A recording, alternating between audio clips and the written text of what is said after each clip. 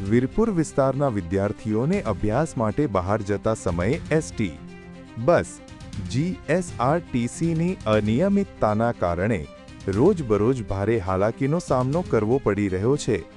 સમયસર બસ ન મળવાને કારણે વિદ્યાર્થીઓનો કિંમતી સમય બગડે છે, જે તેમના અભ્યાસ પર નકારાત્મક અસર કરે છે। વિદ્યાર્થીઓએ આ સમસ્યાને ઉકેલવા માટે સંબંધિત તંત્ર અને જીએસઆરટીસીને લેખિત તથા મૌખિક રજૂઆત કરી છે।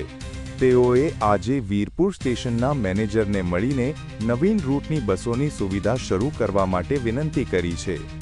વિદ્યાર્થીઓનું માનવું છે કે જો બસની અનિયમિતતા દૂર કરવામાં નહીં આવે તો તેમના અભ્યાસમાં વધુ મુશ્કેલીઓ ઊભી થશે। તેઓએ તંત્રને તાત્કાલિક પગલાં લેવા માટે અનુરોધ કર્યો છે, જેથી તેઓ સમયસર અભ્યાસ માટે પહોંચી શકે।